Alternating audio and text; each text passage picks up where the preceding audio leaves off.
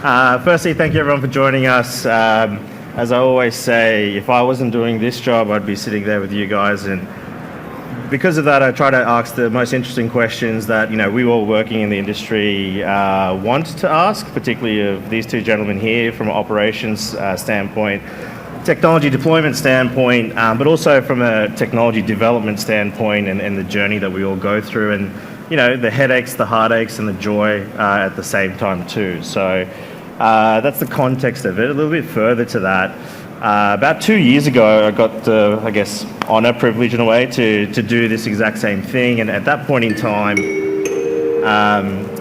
where Hancock Iron Ore and Epiroc were, where Hancock and Iron Ore were, was through the development stages, and a lot has happened, since then, right? So last time we spoke, you successfully completed product and then production validation, and it was in a kind of a heavy scale process over the last 18 months. And when we were talking last time, it was around, mass deployment, particularly on the hardware side, systemizing that. And now, where we sit today, fast forward 18 months, we've gone through 3 of the 4 expansions, 60 plus autonomous trucks running around every day, 700,000 tons daily movement across your mine. So firstly, congratulations, well done to both of you on that.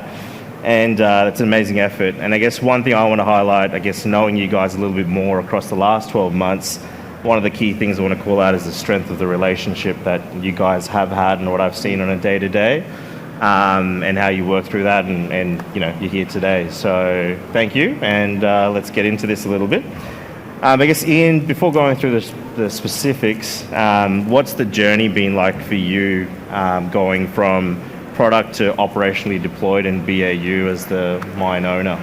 Yeah, it's been a really interesting journey, I must admit. I often use the analogy of running a marathon for what we've done in the last few years. And to run a marathon, you've actually got to be fairly fit to start with, I think. So, and I think we were that, right? We were a good, solid mining operation. But taking our teams and our people on that journey has been long, right? It's been 3 years since we really started deployment. We've had our challenges operating both, standard operations and autonomous operations on the one mine, and still meeting that 1.2 million tons moved a day. So it has. We're very close to finishing that. Our next and final deployment is on December the 10th. And that will see us across the whole of the operations, which I'll probably touch on a bit later about the complexity of that. But you've got to really take your people on that journey, I think, and we did that really well from the start, from the point of fact that they were actually involved in the development right back in the early days of some of the software, how they interact with it. So there's a real great amount of ownership there from our teams, right down to operator level, and that's something I'm really proud of, right? Because they want this technology now, and they want to see it deployed. They want to be part of it, and you've got to kind of grow that within your organisation as you're deploying. You've got to keep that interest there. So yeah, it's been an awesome journey. Okay. Marcel? Oh, Shyamal, where do I start? Basically, I would, argue is get comfortable with being uncomfortable. And let me develop this a little bit. Is we had a choice as a technology company going into automation. We could have picked an approach which basically would instrument a certain amount of trucks, run it around in a very basic, application, and progressively grow from there onwards. We did have a think about it, but when the opportunity came by from Hancock Iron Ore automating one of the largest mines in Australia, we're like, why don't we go to the whole other end of the scale and let's start to do the most complex problem first. So we got stuck into it, and definitely it had a high level of complexity. Once we signed the contract in December, 19. We had around 7 pits, we had 5 ROMs, we had 20 entries in the AOZ. Oh, by the way, we also had a public road on which we need to go. So by allowing that and this opportunity, we had to get everybody constantly uncomfortable. But by them becoming very uncomfortable, they got comfortable with it. And then the results were quite impressive at the end of it. So that's my angle of this journey. Cool, thank you. I guess I want to prod into a little bit more of that, right? Particularly for context, for those who don't know, Roy Hill, as Ian just said, the Roy Hill mine for Hancock moves 1.2 million tons of dirt a day.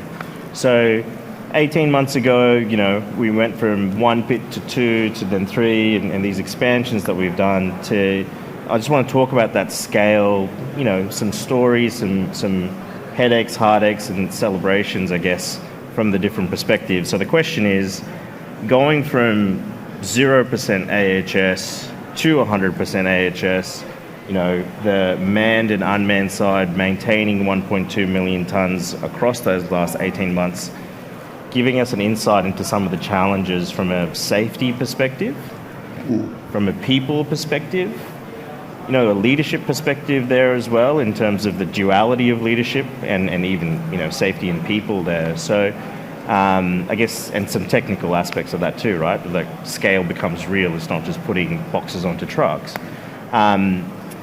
So safety first, I guess. The challenges there, some of the celebration stories, and what's really important for our people in the audience there. Yeah, sure. I mean, we've had our challenges from a safety perspective. Let's not deny that, right? But they have been really all process related. The system itself that Epiroc have released is safe from end to end, and I'll let Marcel talk about the technical layers that are there. But where people interface with autonomy, if they're not really familiar with it, there's process issues that can crop up, and we certainly saw that from an interface. That was made much harder for us by having an area of the mine that was still conventional mined, and then people were moving from there into an autonomous part of the mine. So there's some really simple things you can do. You can restrict people movements, you can keep one group, but at the end of the day, operational needs, you have to move people around.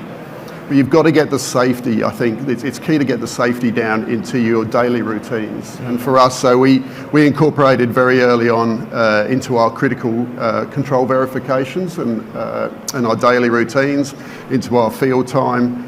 We took that across both the staffed and the autonomous parts of the organisation. And believe it or not, the staff side actually were a really early uptake of that. They really responded well to that. So when it came to moving those team members into autonomy, they were already kind of autonomy aware from that safety perspective. We developed this really catchy thing called blue light behaviours, which are the 5 kind of behaviours that keep you safe. And we've kind of anchored that across our whole organisation. So it doesn't matter, even if you work at the processing plant, you'll have some knowledge of blue light behaviours, right? Because our site is now an autonomous site.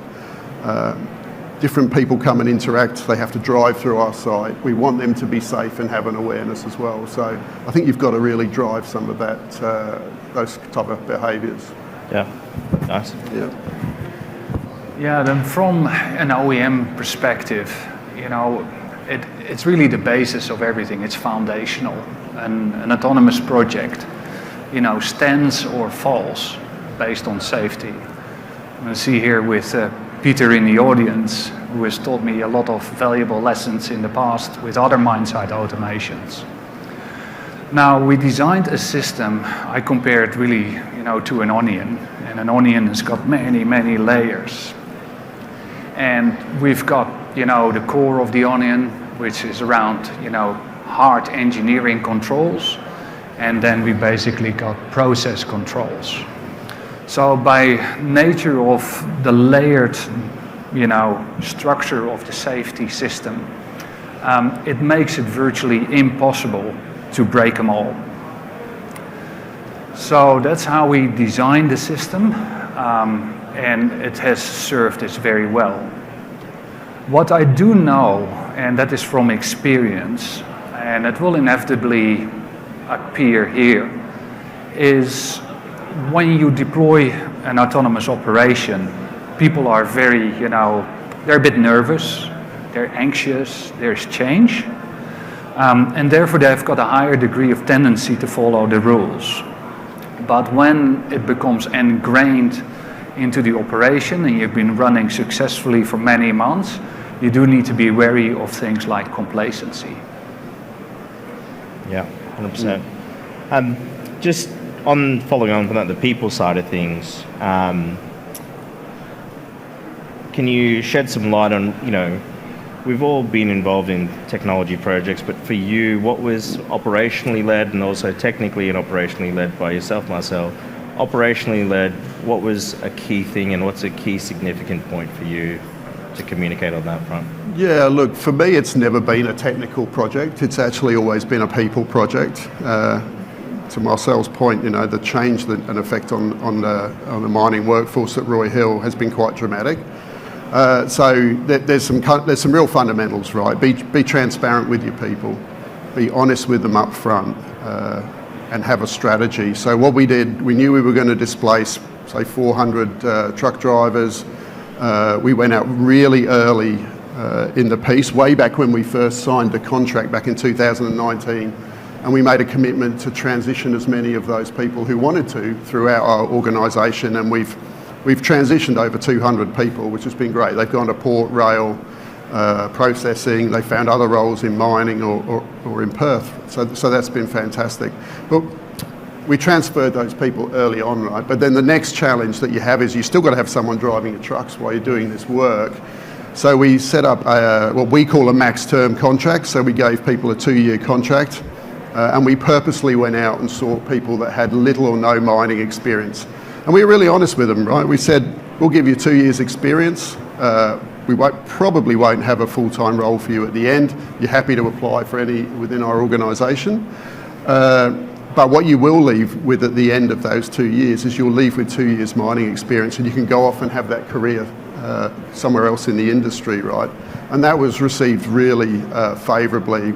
As we expand, obviously some of those roles are dropping off now, and the relationships that we've built with those people are really solid, right? And they've gone off, to other organisations in the Pilbara or throughout Australia to operate equipment, and they were struggling to get into the industry 2 years ago, right? So you've got to have a strategy, I think, about how you're going to backfill your people. But my biggest point would be honest with them, be transparent about what your plans are, and obviously, execute that strategy.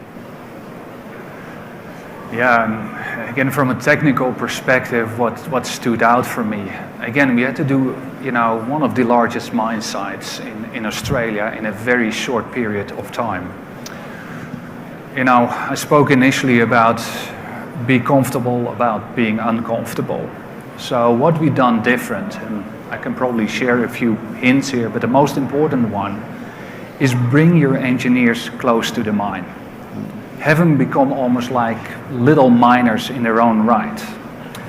By them experiencing the mine site and how it works, as well as producing code and the onboard hardware, getting very rapid feedback from the mine, and sometimes there's the most silliest of comments about colors, location, whatnot.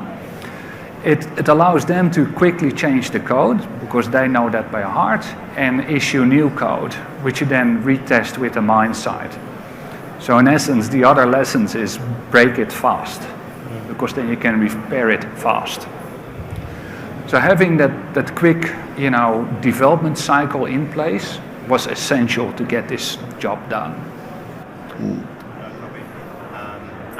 Look, I just want to reiterate something, I guess, in my upbringing that I learned on that topic there, Marcel, which was, and what I tell my people as well is, there's kind of golden rules, right? One is go, look, see, and 2 is respect the operator. And I think they're the key elements of, I think we need to continue to reiterate. Secondly, what I just wanted to summarise there on Ian's points were, Ian runs an operation with hundreds of people, 1.2 million tons moved a day. But irrespective of big or small or how large your technology and change project is, there's people in the mix. And I guess what I picked up from Ian's point there was transparency, having the one message thought out through and staying true to that is really some of the takeaways there. Yeah?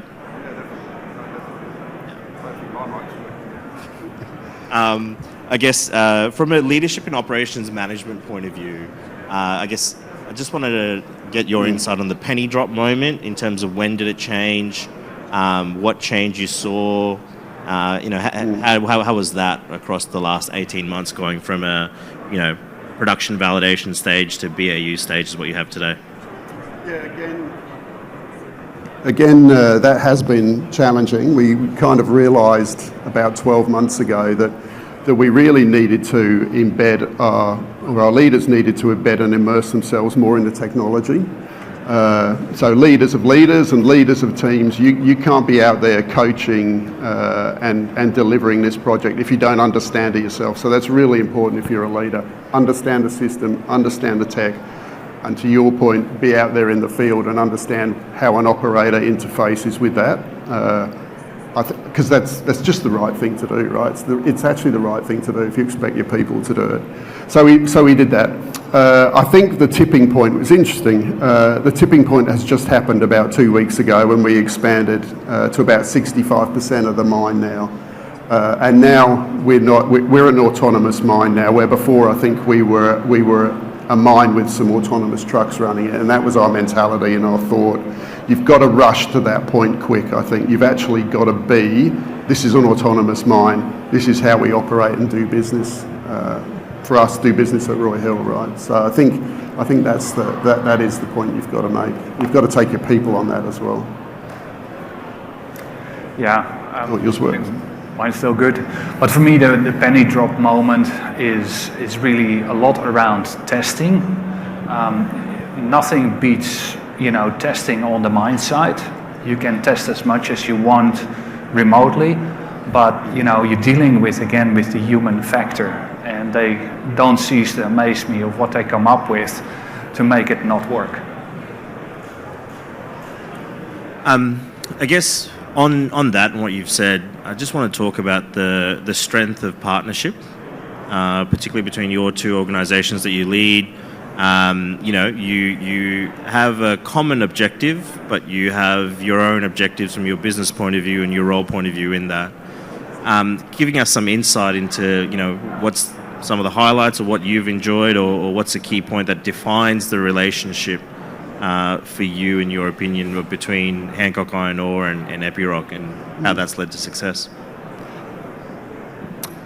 Yeah, good question. There's definitely been some challenges over the years, I think, but I think you've got to realise very quickly in the process that I can't succeed, or my team cannot succeed without Epiroc and Marcel's team succeeding. And it's actually, you do actually have to work as a team to do it, and you have to walk out and be in front of your teams with a united message, right? We both sing off the same hymn sheet.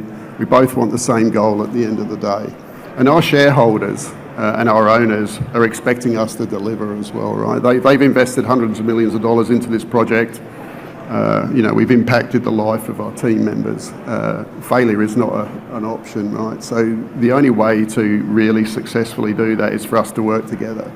And to be honest, the biggest thing you've got to do is I've got to trust Marcel to do the technical side, and he's got to trust me to do the people side of the change, right?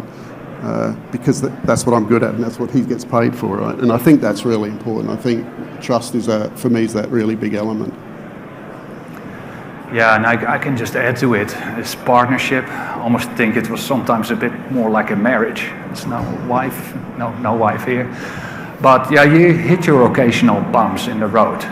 But foundationally, it's all built, what Ian just said, it's based on trust. And what I liked really about the relationship as such is that, Ian gave me the problem. He let me deal with the technical bit. He let, as I always tend to say, is like, love the problem. So the mind didn't try to solve the technical problem. I solved the technical problem. And Ian grabbed the solution of that problem and made it work in the mind side. And if you operate like that, it can only go well. Good. Just to, I guess, wrap up, both of you have worked for various companies and also in the AHS space have experienced various products, right? So what we really enjoy is competition also drives innovation. And that's been really good to see, Epiroc succeeding in an interoperable solution, right, on market. Yeah. So with that, I guess, from a product point of view, in your opinion, operationally, and also your opinion, Marcel, what's a key point of difference of the Epiroc solution and something that, from operational point, you've enjoyed, and technical and operational point? Sure, I'll keep it sweet, but Roy Hill is a very complex operation. 25k long lease, 5 crushers, 180 kilometres of haul road, 80% below water table mining, public road dividing the mine. It's a really complex operation, and what I really like about the Link OA or the Epiroc solution is it does what it says it does on the box, right? It's practical, it's easy to use from an operator perspective, and it's robust, right? It just works, I suppose, at the end of the day. So, and I have this thing: if something could kind of succeed at Roy Hill, it'll probably succeed anywhere because we give everything a bit of a workout. So yeah, I think for me it's just the simplicity and it works.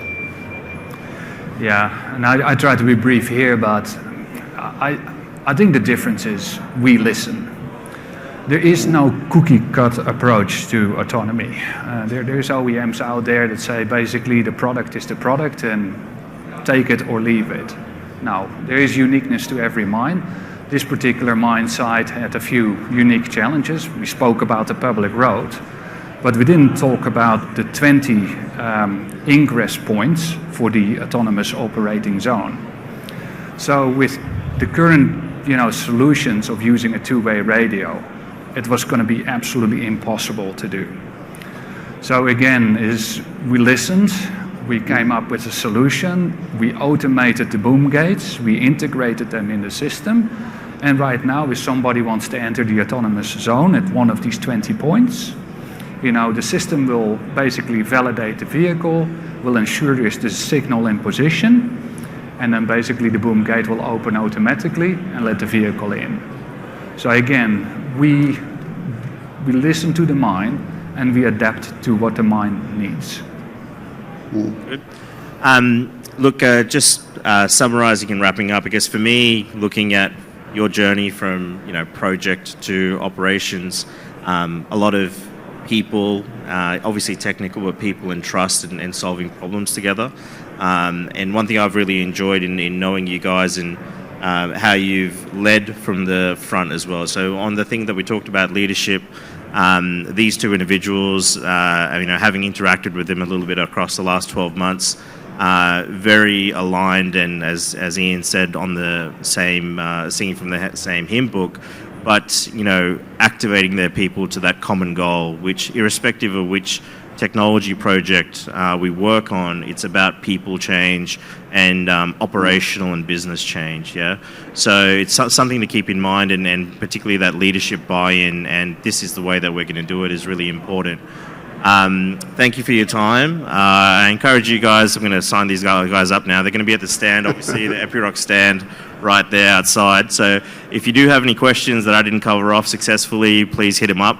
And then, I'm sure they'll answer and give you their time as well. So thank you very much. And, talk soon. Thanks. Thank you.